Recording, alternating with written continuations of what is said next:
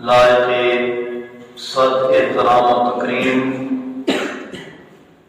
معزز سامعین و حاضرین، جمعۃ المبارک کی ان پر نور اور بابرکت گھڑیوں میں میں اور آپ اللہ تبارک و تعالیٰ کے گھر مسجد میں حاضر ہیں۔ دلی دعا ہے کہ اللہ تبارک و تعالیٰ ہماری حاضری کے ایک ایک لمحے کو اپنی بلند بارگاہ میں قبول و منظور فرمائے۔ آج کی گفتگو جمعۃ المبارک کی فضیلت اور اہمیت کے عنوان سے ہوگی۔ اللہ تبارک و تعالی مجھے حق بیان کرنے، آپ کو حق سننے سمجھنے کے بعد ہم سب کو اس پر عمل کرنے کی توفیق عظیم عطا فرمائے۔ حضور سید عالم نور مجسم صلی اللہ علیہ وآلہ وسلم کی ارشادات کی روشنی میں دیکھا جائے تو ہفتے کے ایام میں سے فضیلت والا دن جمعہ کا روز ہے، اور حضور علیہ الصلوۃ والسلام نے اس کے بارے میں ارشاد فرمایا کہ لیلۃ الجمعۃ لیلۃ العظم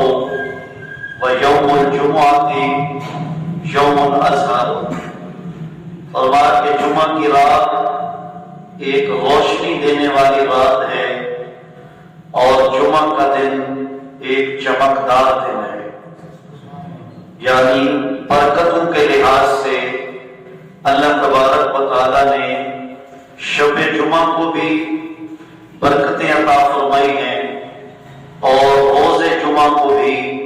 اللہ تعالیٰ نے برکتیں عطا فرمائی ہیں۔ کتنی برکتیں ان جمعہ کی ساعتوں میں موجود ہیں۔ حضور علیہ الصلوۃ والسلام کی حدیث پاک ہے، حضرت ابو لبابہ بن منذر رضی اللہ تعالیٰ عنہ بیان فرماتے ہیں کہ حضور علیہ الصلوۃ والسلام نے ارشاد فرمایا ان یوم الجمعۃ سید الایام، کہ جمعہ کا دن تمام دنوں کا سردار ہے۔ اللہ تعالیٰ نے اس دن کو سیادت عطا فرمائی ہے۔ ہر چیز کا کوئی نہ کوئی سردار ہوتا ہے، ہر قوم کا سردار ہوتا ہے، تو فرمایا کہ دنوں کا اگر کوئی سردار ہے تو وہ جمعہ کا دن ہے۔ اور آپ علیہ الصلوۃ والسلام نے فرمایا کہ وَهُوَ أَعْظَمُ عِندَ اللَّهِ، اور وہ اللہ تبارک و تعالیٰ کے ہاں تمام دنوں سے بڑا دن ہے۔ تو یہاں بڑائی عظمت اور رفعت کے معنی میں ہے، یعنی اللہ تبارک و تعالیٰ کے ہاں جمعہ کی عظمت باقی دنوں کے مقابلے میں زیادہ ہے۔ اور اسی طرح آپ نے فرمایا کہ وَهُوَ أَعْظَمُ عِندَ اللَّهِ مِن يَوْمِ الْفِطْرِ وَالْأَضْحَىٰ، فرمایا کہ اس کی عظمت عید الفطر اور عید الاضحیٰ کے دنوں سے بھی زیادہ ہے، کہ جو برکتیں اللہ نے جمعہ کو عطا فرمائی ہیں وہ برکتیں تو عید الفطر میں بھی نہیں ہیں، اور فرمایا کہ وہ برکتیں تو عید الاضحیٰ میں بھی نہیں ہیں جو برکتیں اللہ تعالیٰ نے اس جمعہ کو عطا فرمائی ہیں۔ اور ایک دوسری روایت میں ہے، حضور علیہ الصلوۃ والسلام نے ارشاد فرمایا ان من افضل ایامکم یوم الجمعہ، فرمایا کہ تمہارے افضل دنوں میں سے ایک افضل دن جو ہے وہ جمعہ والا دن ہے۔ ان من افضل ایامکم یوم الجمعہ، فرمایا کہ تمہارے عظمت والے فضیلت والے دن اور بھی ہیں، اور ان فضیلت والے دنوں میں سے ایک دن جو ہے وہ جمعہ والا دن ہے۔ یعنی فضیلت کے باقی دن کون سے ہیں؟ فضیلت کے باقی دن رمضان المبارک کے ایام بھی ہیں، یوم الفطر بھی ہے، یوم الاضحیٰ بھی ہے، اور اسی طرح جو ہے یعنی باقی فضیلت کے ایام میں یوم عرفہ بھی ہے، حج کا روز ہے۔ تو فرمایا ان فضیلت کے دنوں میں سے ایک دن جمعہ کا دن بھی ہے، اور اس جمعہ کے دن میں کیا ہوا؟ حضور فرمانے لگے فیہ خلق آدم، فرمایا اسی میں جناب آدم علیہ السلام کی تخلیق ہوئی۔ جمعہ کا معنی مجموع ہے، یعنی وہ چیز کے جمعہ کہ وہ کہ جس میں کسی چیز کو جمع کیا گیا، تو مجموع فی، تو اس میں آدم علیہ السلام کے تخلیق کے مادہ کو اور ان کے تخلیق کے جو ذرات تھے مٹی کے، وہ اللہ تبارک و تعالیٰ نے جمع کر کے حضرت آدم علیہ السلام کا پیکر بنایا، تو اسی لیے اس دن کو یوم جمعہ کہا جاتا ہے۔ تو حضور فرماتے ہیں فیہ خلق آدم وفیہ قبض، فرمایا کہ اسی دن حضرت آدم علیہ السلام کی تخلیق ہوئی اور اسی دن میں ان کا وصال ہوا۔ تو اور اسی طرح حضور علیہ السلام فرماتے ہیں وفیہ النفخۃ وفیہ الصاعقۃ، فرمایا کہ اسی میں سور پھونکا جائے گا، کہ جب قیامت قائم ہوگی تو اس میں 2 دفعہ سور پھونکا جائے گا، تو ایک کو حدیث میں نفخہ کہا گیا اور دوسرے کو صاعقہ کہا گیا۔ تو حضور نے فرمایا کہ نفخہ بھی اسی میں ہے اور صاعقہ بھی اسی جمعہ کے روز ہے، یعنی جب پہلی دفعہ سور پھونکا جائے گا تو اس کی آواز کو سن کر جتنے لوگ زندہ ہوں گے سب موت کے منہ میں چلے جائیں گے، اس کو نفخہ اولا کہا جاتا ہے۔ اور پھر دوسری دفعہ جب سور پھونکا جائے گا اور پہلے سور اور دوسرے سور کے درمیان میں جو وقفہ ہے حدیث کی روشنی میں وہ 40 سال کا ہے، یعنی 40 سال پہلے پہلا نفخہ پھونکا جائے گا اور 40 سال کے بعد جب دوسری دفعہ سور پھونکا جائے گا تو اس کے بارے میں حضور فرماتے ہیں کہ جو دوسری دفعہ پھونکا جائے گا اس میں پھر جو مردہ ہوں گے وہ سارے کے سارے زندہ ہو جائیں گے، تو قبروں سے اٹھ کر پھر وہ میدان محشر کی طرف چل پڑیں گے، تو میدان محشر میں جمع ہونے کو پھر حشر کہا جاتا ہے۔ تو حضور فرماتے ہیں کہ یہ پہلا سور جو پھونکا جائے گا یہ بھی جمعہ کے دن پھونکا جائے گا، اور جو دوسرا سور پھونکا جائے گا کہ جس کی وجہ سے پھر تمام مردے زندہ ہو جائیں گے، تو فرمایا کہ وہ بھی جمعہ کے دن ہی پھونکا جائے گا، یعنی قیامت کا قیام بھی اللہ تبارک و تعالیٰ نے جمعہ کے دن رکھا ہے۔ تو حضور سید عالم نور مجسم صلی اللہ علیہ وآلہ وسلم نے یہ ساری بڑی بڑی جو نشانیاں تھیں تو ان کا تذکرہ فرمایا کہ تخلیق انسانیت کا آغاز جناب آدم علیہ السلام سے ہوا اور ان کی تخلیق جمعہ کے روز ہوئی ہے۔ تو حضور سید عالم نور مجسم صلی اللہ علیہ وآلہ وسلم نے ایک اور موقع پر جمعہ کی فضیلت کو بیان کرتے ہوئے فرمایا کہ اللہ تبارک و تعالیٰ نے اس میں کتنی برکتیں رکھ دی ہیں۔ فرمایا ما من مسلم یموت یوم الجمعۃ او لیلۃ الجمعۃ الا وقاه اللہ فتنۃ القبر، فرمایا کہ جو مسلمان جمعہ کے دن اس دنیا سے جائے گا، وہ اس دنیا سے جب جائے گا، یعنی موت تو ہر ایک کو آنی ہے، تو جب وہ اس دنیا سے جا رہا ہوگا تو وہ جمعہ کا دن ہوگا، تو اسی طرح فرمایا کیا شب جمعہ کو اس کا انتقال ہوگا، جمعہ کی رات ہوگی یا جمعہ کا دن ہوگا، تو فرمایا جس خوش نصیب کو یہ مل گیا اور وہ مسلمان ہو تو فرمایا الا وقاه اللہ فتنۃ القبر، اللہ تبارک و تعالیٰ اسے فتنہ قبر سے بچا لے گا۔ اب اس پر شارحین حدیث فرماتے ہیں فتنہ قبر سے کیا مراد ہے؟ تو بعض شارحین کہتے ہیں کہ فتنہ قبر سے مراد ہے سوال قبر، کہ قبر میں جو سوال ہوں گے اللہ تعالیٰ اس سے اسے بچا لے گا، کسے کہ جس خوش نصیب کو جمعہ کی رات یا جمعہ کے دن موت آئے۔ تو اس جمعہ کی برکت سے اتنی برکت ہے کہ اللہ تبارک و تعالیٰ اس کے گناہوں کو نہیں دیکھے گا بلکہ جمعہ کی برکتوں کو دیکھے گا، اور اللہ تبارک و تعالیٰ اس جمعہ کی برکتوں کی وجہ سے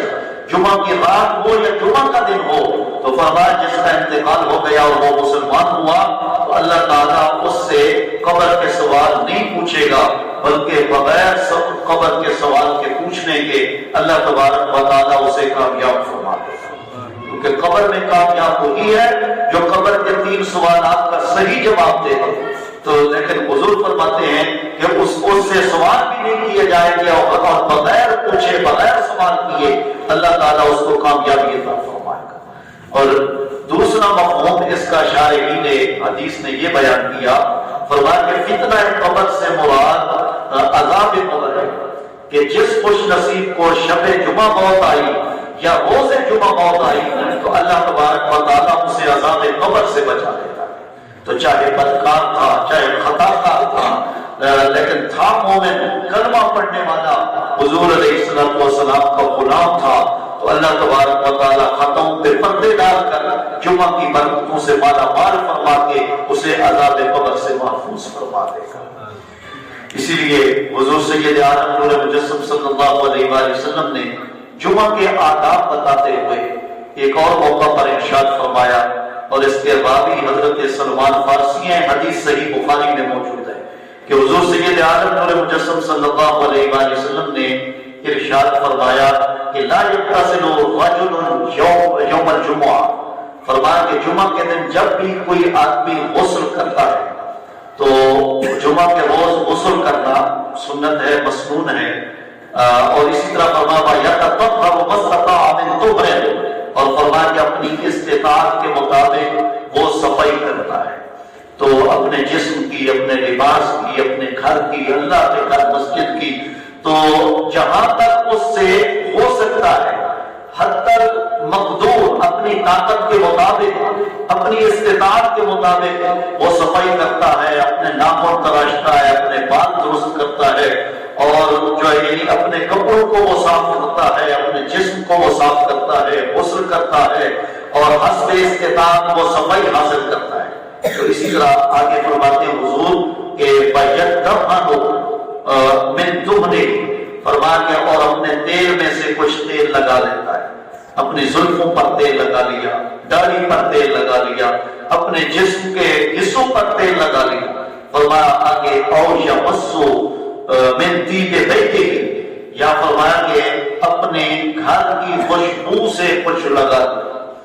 گھر کی خوشبو لگا لیا. تو حضور علیہ الصلوۃ والسلام فرماتے ہیں ثم یخرج، اور پھر یہ سارا اہتمام کر کے وہ جمعہ کی ادائیگی کے لیے نکل پڑا. یہ اہتمام کیا، جمعہ کے لیے اہتمام کیا، صفائی کی، غسل کیا، ناخن تراشے، بال سنوارے، خوشبو لگائی، تیل لگایا. تو فرمایا کہ پھر وہ نکل پڑا اور فرمایا فلا یفرق بین اثنین، 2 آدمیوں کے درمیان تک جدائی نہیں ڈالی. اب شارحین فرماتے ہیں اس سے کیا مراد ہے کہ 2 آدمیوں کے درمیان جدائی نہیں ڈالی. تو ایک تو یہ کہ کسی میں جھگڑا پیدا نہیں ہوا، بلکہ راستے میں جو بھی ملا اس سے محبت سے پیش آیا، الفت سے پیش آیا، لڑ کر نہیں آیا. کسی دو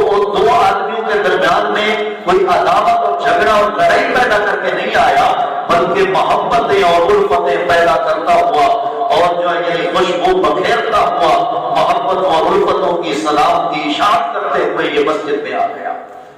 اور دوسرا مطلب یہ ہے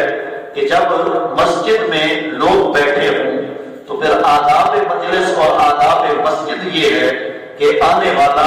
اگلی صفوں میں آ جائے، اگلی صفیں مکمل کرے، اور بعد میں آنے والا پیچھے آ کر بیٹھتا جائے. تو پہلے آنے والے اگر پیچھے بیٹھ جائیں اور بعد میں آنے والے جو ہے ان کے لیے دقت پیش ہے، پیچھے جگہ نہیں ہوگی. اب وہ گردن پھلانگیں گے، اور گردن پھلانگنے سے آپ نے منع کیا کہ جمعہ کے روز جو دوسروں کی گردنیں پھلانگتا ہے تو فرمایا کہ وہ جہنم کے اوپر جو ہے یعنی پل پر کھڑا ہے. تو آپ صلی اللہ علیہ وآلہ وسلم نے یعنی گردن پھلانگنے سے منع فرمایا کہ دوسروں کی گردنیں پھلانگ کر بندہ آگے نکل آئے دوسروں کو چیر کر. تو یہ جو چیر کر آنا تھا اس حدیث میں فرمایا کہ 2 کے درمیان تفریق پیدا کرنا. تو حضور فرماتے ہیں کہ یہ تیاری کر کے پھر مسجد کی طرف آیا، 2 کے درمیان اس نے فرق پیدا نہ کیا، ان کو چیرا نہیں، بلکہ جہاں جگہ میسر آئی وہاں آ کر بیٹھ گیا. اور فرمایا کہ ثم یصلی ما کتب لہ، پھر جو اس کے مقدر میں تھا وہ اس نے نماز پڑھی. تو جب مسجد میں آنا ہوتا ہے تو سب سے پہلے مسجد کے استقبال کے لیے 2 رکعت پڑھے جاتے ہیں جسے تحیۃ المسجد کہا جاتا ہے. فرمایا کہ مسجد کا استقبال کیا ہے کہ مسجد میں جب آؤ تو اگر مکروہ وقت نہ ہو نفل کا تو آتے ہی 2 رکعت نماز تحیت المسجد پڑھو، تو یہ مسجد کا استقبال ہوتا ہے۔ تو اس کے علاوہ پھر جمعہ کی جو 4 سنتیں ہیں یہ مسجد میں ادا کی جائیں، اور اس کے علاوہ چونکہ پہلے آنے کی ترغیب ہے، اور ایک حدیث میں ہے جس کو حضرت ابو ہریرہ رضی اللہ تعالیٰ عنہ روایت فرماتے ہیں، صحیح بخاری اور صحیح مسلم دونوں کے اندر موجود ہے کہ جمعہ کے دن پہلے آنے کی بڑی فضیلت ہے۔ حضور علیہ السلام نے اس کے لیے باقاعدہ مثال دی اور مثال کے ساتھ آپ نے سمجھایا۔ تو حدیث کے الفاظ یہ حضور فرماتے ہیں اذا کان یوم الجمعہ، کہ جب جمعہ کا دن ہوتا ہے وقفت الملائکۃ علی باب المسجد، تو اللہ کے فرشتے اللہ کے حکم سے دروازہ مسجد پہ آ کے کھڑے ہو جاتے ہیں۔ جمعہ کے دن فرشتے ہیں اور دروازہ مسجد پہ آ کر کھڑے، ان کے ہاتھ میں کتابیں ہیں، رجسٹر ہے، اور فرمایا یکتبون الاول فالاول،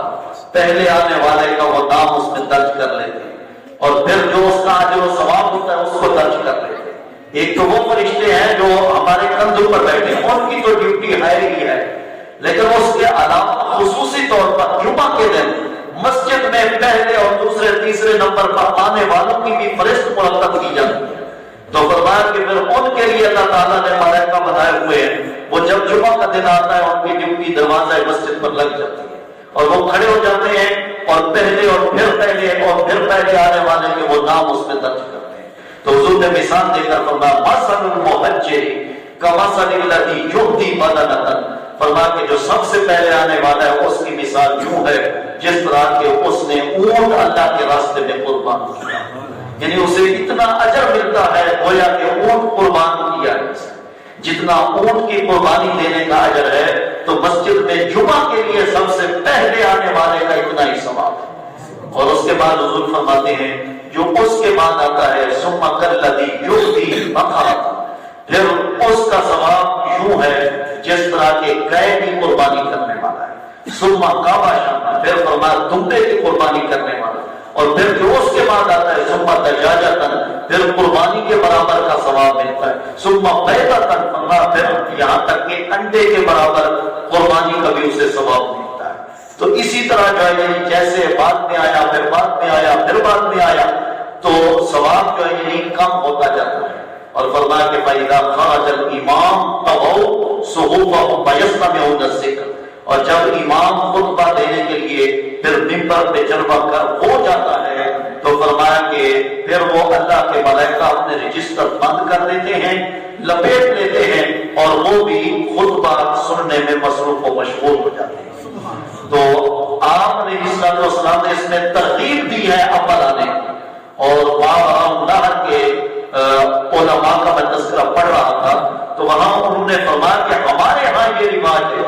کہ اگر جمعہ کی نماز 1 بجے ہونی ہے 1:30 بجے ہونی ہے تو لوگ جو ہے وہ 10 بجے مسجد میں آ جاتے ہیں،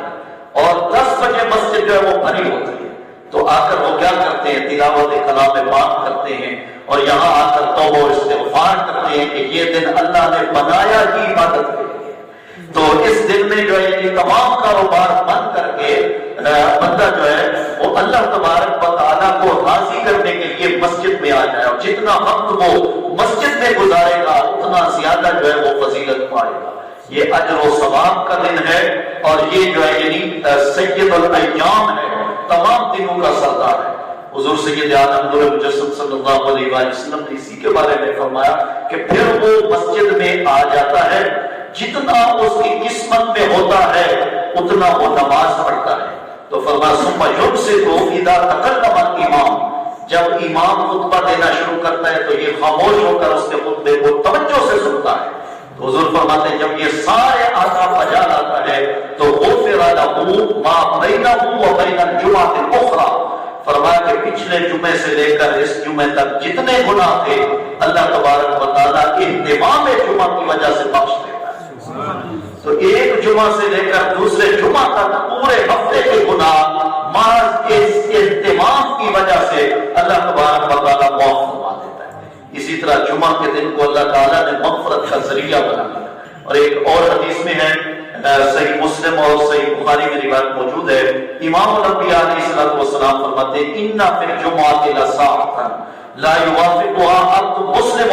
يسأل الله فيه خيرا الا اعطاه الله اياه۔ فرمایا کہ جمعہ کے دن ایک گھڑی ایسی ہے کہ جس میں مسلمان بندہ اللہ تبارک و تعالیٰ سے جو بھی خیر مانگتا ہے اللہ تعالیٰ وہ خیر اسے عطا فرما دیتا ہے۔ یعنی جمعہ کے دن میں اللہ تعالیٰ نے ایک گھڑی ایسی رکھی ہے، اور صحیح مسلم میں ہے کہ حضور نے پھر اپنے ہاتھ کا اشارہ فرمایا اور فرمایا کہ وہ قلیل گھڑی ہے، وہ تھوڑا مختصر وقت ہے، یعنی وہ ایسی گھڑی نہیں ہے کہ جیسے لیلۃ القدر کے بارے میں کہا گیا کہ وہ پوری رات کی برکتوں والی ہے، اور فرمایا کہ اس کا ایک ایک لمحہ قبولیت کا لمحہ ہے۔ فرمایا جمعہ کے دن میں وہ ایک گھڑی ہے،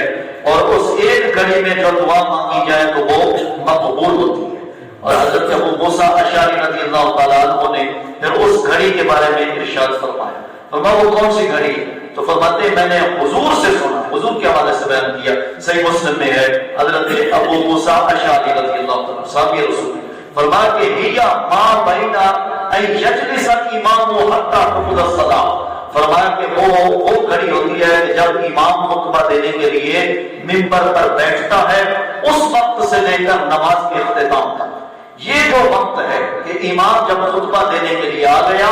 منبر پہ جلوہ گر ہو گیا اور پھر اس کے سامنے اذان ثانی پڑھی جاتی ہے، اس وقت سے لے کر نماز کے اختتام تک کا جو وقت ہے، یہ ساتھ، یہ لمحات، یہ گھڑیاں فرمایا قبولیت کی گھڑیاں۔ لیکن سوال یہ ہے اس وقت تو بولنے کی اجازت نہیں ہے، تو پھر مومن بندہ اس وقت اللہ سے مانگے گا کیسے؟ تو علماء نے لکھا، فرمایا کہ مانگنے کے دو طریقے ہیں، ایک ہے زبان سے مانگنا اور ایک ہے دل سے مانگنا۔ تو ٹھیک ہے کہ مومن بندہ اس میں زبان سے تو نہیں مانگ سکتا کہ اس وقت بولنا نہیں ہے، جب اذان آ رہی ہے اور امام منبر پر بیٹھ چکا ہے تو پھر فرمایا لا صلاۃ ولا کلام، اب کوئی نماز بھی نہیں ہے، کوئی کلام بھی نہیں ہے، پھر تو چپ رہنا ہے۔ حتیٰ کہ ہمارے علماء نے لکھا کہ اذان ثانی کا جو جواب ہے یہ بھی زبان کے ساتھ نہ دیا جائے، اذان ثانی کا جواب زبان کے ساتھ نہیں، ہاں دل میں دیا جائے۔ تو اسی طرح جو ہے یعنی اس میں تقبیل ابہامین جو انگوٹھے چومنا مستحب ہے، تو یہ جمعہ کی اذان ثانی میں یہ بھی نہ کیا جائے، کیونکہ فرمایا کہ اس میں کوئی صلاۃ بھی نہیں ہے اور اس میں کوئی جو ہے یعنی کلام بھی نہیں ہے، یہ نماز بھی اس وقت میں نہ پڑھی جائے اور اس میں کوئی کلام بھی نہ کیا جائے۔ حتیٰ کہ اگر کوئی غلطی کر رہا ہے تو اس وقت اسے غلطی سے روکنے کے لیے بھی نہ بولا جائے کہ تو ایسا نہ کر، بلکہ بالکل خاموشی ہو تو توجہ کے ساتھ اب جو ہے رہنا ہے۔ تو اب اس وقت جب زبان کھولنے کی اجازت نہیں تو اللہ سے مانگنا ہے تو دل کے ساتھ مانگنا ہے۔ تو یہ حضرت ابو موسیٰ اشعری کا بیان ہے۔ اور اسی طرح دوسری روایت جو جامع ترمذی میں موجود ہے تو حضور علیہ الصلوۃ والسلام نے اس گھڑی کے بارے میں فرمایا التمسوا الساعۃ التي ترجى فی یوم الجمعہ، آپ نے فرمایا کہ وہ جمعہ کے دن جس گھڑی کی تمہیں امید ہے تو فرمایا کہ تم اس کو تلاش کرو، کب؟ بعد العصر الى غیبوبۃ الشمس، فرمایا کہ جمعہ کے دن عصر کے بعد سے لے کر سورج کے غروب ہونے تک۔ تو آپ نے جو ہے یہاں یہ بیان فرمایا۔ اب علماء نے لکھا کہ ایک طرف تو وہ ہے کہ امام منبر پر بیٹھے تو جمعہ کی ادائیگی تک، اور دوسری طرف یہ فرمایا کہ عصر کے بعد سے لے کر سورج کے غروب ہونے تک۔ تو فرمایا کہ اصل میں راز یہ ہے اللہ تعالیٰ نے اس گھڑی کو جمعہ کی گھڑیوں میں پوشیدہ کر دیا ہے، جس طرح اللہ تعالیٰ نے لیلۃ القدر کو رمضان المبارک کے آخری عشرے کی تام راتوں میں پوشیدہ اور مخفی کر دیا ہے۔ تو جو حکمت وہاں تھی وہی حکمت یہاں ہے، یعنی اللہ تعالیٰ نے مخفی اس لیے کر دیا کہ اس کی تام راتوں میں جاگا جائے اور تمام راتوں کو جو ہے وہ زندہ کیا جائے اور تمام راتوں میں جاگ کر اللہ تبارک و تعالیٰ کی عبادت کی جائے۔ تو اللہ تبارک و تعالیٰ یہی چاہتا ہے کہ حضور کا غلام جمعہ کی ہر ساعت میں ہر لمحے میں نیکی کرے اور جمعہ کے دن وہ اپنے باقی دنیاوی کاروبار سے فارغ ہو کر اللہ تبارک و تعالیٰ کی عبادت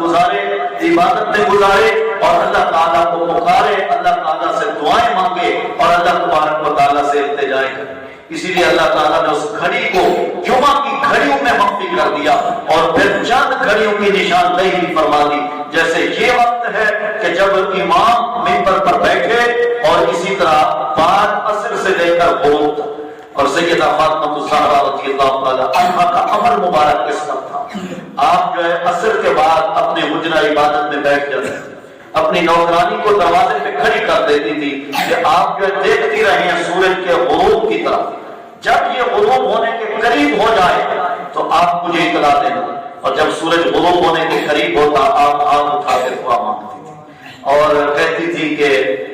یہ جو ہے یہ قبولیت کی کھڑی ہے۔ اور حضرت عبداللہ بن سلام رضی اللہ تعالیٰ عنہ کا وہ مکالمہ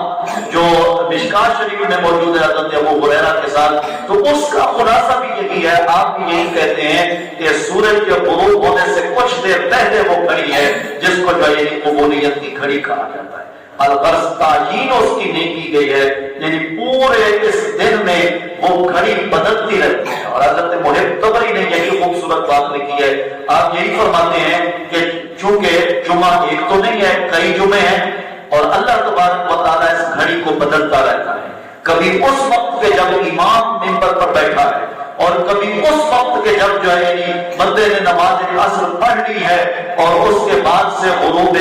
شمس تک کا وقت ہے، اور کبھی اس کے علاوہ ہے۔ تو اللہ تبارک و تعالیٰ اس گھڑی کو بدلتا رہتا ہے، جس طرح کہ لیلۃ القدر کو بدلتا رہتا ہے، کبھی 21ویں کی ہے، کبھی 27ویں کی ہے، کبھی 29ویں کی ہے، تو فرمایا اسی طرح یہ گھڑی بھی جمعہ کے روز قبولیت کی بدلتی رہتی ہے۔ تو اللہ تبارک و تعالیٰ نے جمعہ کو بڑی فضیلت عطا فرمائی اور ایمان والوں کو اس بات کا پابند کیا، یا ایھا الذین آمنوا اذا نودی للصلاۃ من یوم الجمعۃ فاسعوا الی ذکر اللہ وذروا البیع، کہ ایمان والو جب جمعہ کے دن نماز جمعہ کے لیے اذان دی جائے تو تم اللہ کے ذکر کی طرف دوڑ کے آؤ، یعنی جلدی سے تم آؤ، اور وذروا البیع تم بیع کو یعنی خرید و فروخت کو تم ترک کرو۔ پھر حکم نہیں ہے، پھر شریعت تمہیں اجازت نہیں دیتی تم جو ہے کسی دنیاوی کاروبار میں مصروف و مشغول نہ ہو، بلکہ وہ وقت کہ جب جمعہ کے لیے اذان آ گئی، اور علماء فرماتے ہیں کہ یہ اذان اول مراد ہے، اس لیے کہ قرآن کا حکم عام ہے، اذا نودی للصلاۃ من یوم الجمعہ، کہ جب جو ہے یعنی جمعہ کے دن نماز کے لیے اذان دی جائے، تو جب پہلی اذان ہوتی ہے تو یہ بھی نماز کے لیے ہی اذان ہوتی ہے، لہذا قرآن کا حکم اپنے اطلاق پر جاری ہوگا۔ اگرچہ یہ اذان حضرت عثمان ذو النورین رضی اللہ تعالیٰ عنہ کے دور میں شروع ہوئی، تو آپ صلی اللہ علیہ وسلم کے دور میں یہ اذان ثانی تھی، اذان اول نہیں تھی، تو اس وقت چونکہ لوگ پہلے آ جاتے تھے، اور حضرت عثمان ذو النورین رضی اللہ تعالیٰ عنہ کے دور میں جب جو ہے یہ غفلت پھر زیادہ ہو گئی اور لوگ تاخیر سے آنے لگے، تو آپ نے فرمایا کہ ایک اور اذان کا جو ہے یعنی اضافہ کیا جائے، اور وہ اذان جو ہے پھر پہلے دے دی جاتی تھی، اور پھر اس کے بعد بازار بند کر دیے جاتے تھے، یعنی گویا یہ اعلان ہوتا تھا کہ مسلمانوں اب تم جمعہ کے لیے آ جاؤ۔ تو اس کے بعد پھر جو ہے یعنی حکم شریعت کی طرف سے یہ ہے کہ اپنا کاروبار، اپنا لین دین، اپنے دنیاوی کاروبار چھوڑو اور فوراً اللہ کے ذکر کی طرف آ جاؤ، اور جو ہے جمعہ پڑھنے کے لیے آ جاؤ، اور اس کے بعد کی ہوئی بیع کو جو یعنی شریعت مطہرہ میں مکروہ کہا گیا۔ تو صرف بیع ہی نہیں بلکہ باقی بھی دنیاوی کاروبار، بندہ جو ہے یعنی اس وقت سو بھی نہیں سکتا ہے، اور بندہ اس وقت کسی دنیاوی دوسرے کام میں بھی مصروف نہیں ہو سکتا، اگر کرے گا تو گنہگار ہوگا۔ اس لیے قرآن مجید نے جو ہمیں حکم دیا وہ یہ ہے، اذا نودی للصلاۃ من یوم الجمعہ فاسعوا الی ذکر اللہ وذروا البیع، تو اللہ کے ذکر کی طرف دوڑ کے آؤ اور کاروبار کو چھوڑ دو۔ ہم میں سے کتنے لوگ ہیں جو اذان اول سن کر اپنا کاروبار چھوڑ کر فوراً مسجد میں آ جاتے ہیں؟ تو ہمیں غور کرنے کی ضرورت ہے کہ ہمارا رب ہم سے کیا تقاضا کرتا ہے اور کیا حکم دیتا ہے۔ یقیناً وہی ہمارے لیے بھلائی اور خیر کا ذریعہ ہے جو اللہ تبارک و تعالیٰ نے ہمیں بہترین نظام عطا فرمایا۔ وآخر دعوانا ان الحمد للہ رب العالمین۔ ان دوستوں نے سنتے ادا کرنی ہے، سنتے ادا کرنی ہے۔